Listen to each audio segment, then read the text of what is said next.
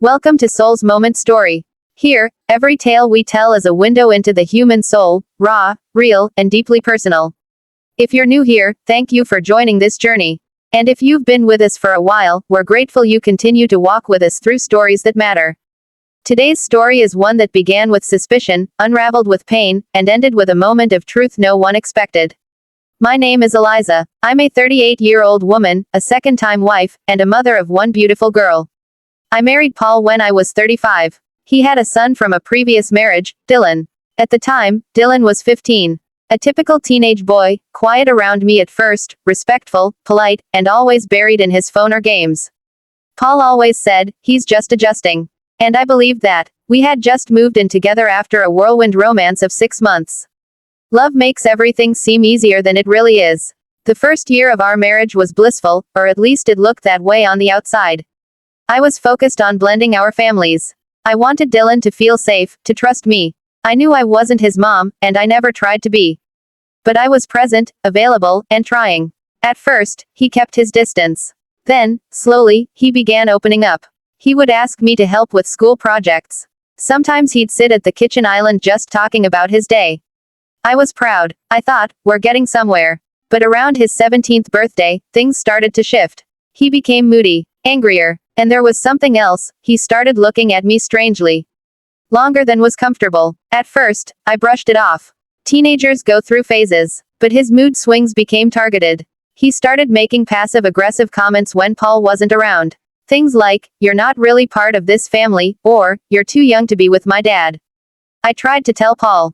But he always dismissed it. "He's just acting out," he said. "Ignore it." But it didn't feel ignorable.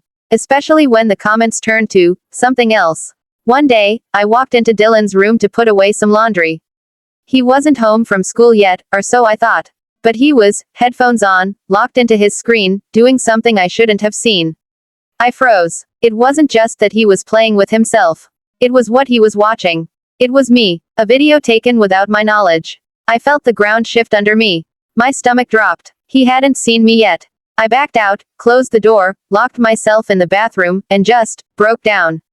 My heart raced as I tried to make sense of what I had just witnessed. Was this real? Was I imagining it? But the image burned into my mind proved otherwise. That video, how had he gotten it? When was it taken? I waited until Paul came home. I needed to talk to someone. But when I tried to explain, the words tangled in my throat. I didn't want to say it. I was afraid of the implications. Afraid of what this would mean for our family. Instead, I kept it inside. For days, Dylan began avoiding me after that. Something had changed in his behavior too. There was shame in his eyes. And fear. Maybe he knew I'd seen. Maybe he was just waiting for the moment I'd tell his father.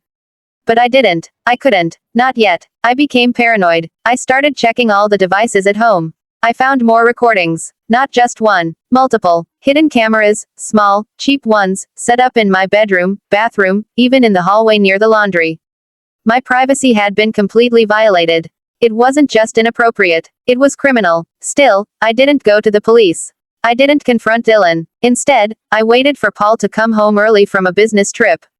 This time, I didn't hold back.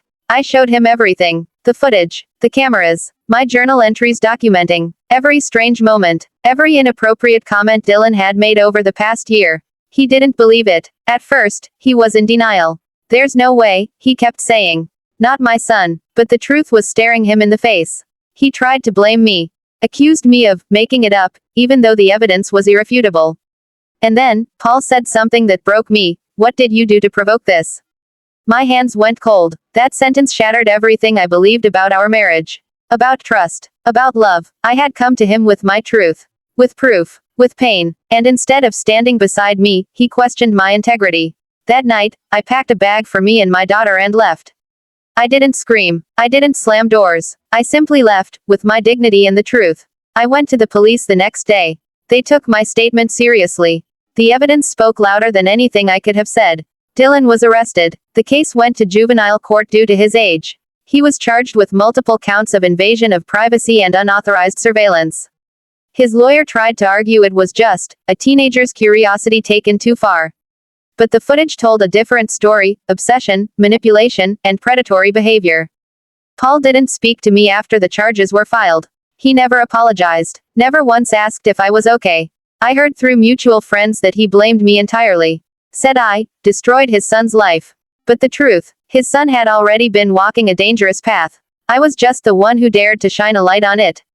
It's been almost 2 years since then. My daughter and I are living in a small town now. We've rebuilt. I've gone back to teaching. She's in school, thriving. The nightmares come less frequently now. I still lock my bedroom door at night. I still check for hidden cameras in hotel rooms. Healing doesn't follow a calendar. But I tell this story today not for pity. I tell it because there are other women, stepmothers, sisters, friends, who have been put in uncomfortable situations and told to stay silent. Told not to make things worse. Told to protect the family. This isn't just about infidelity or betrayal. It's about truth, about boundaries, about the courage it takes to say, this isn't right, even when no one believes you. Somewhere along the way, I realized, infidelity isn't always about cheating with another adult. Sometimes, it's the betrayal of trust within a family. The kind that leaves scars you can't see. I trusted my husband to protect me. He didn't. I trusted my stepson to be a child growing into a man. He wasn't. But I trust myself now. I trust my instincts. And that trust, it's been the hardest, most important thing to rebuild. So to every woman out there who's doubting her gut, listen to it.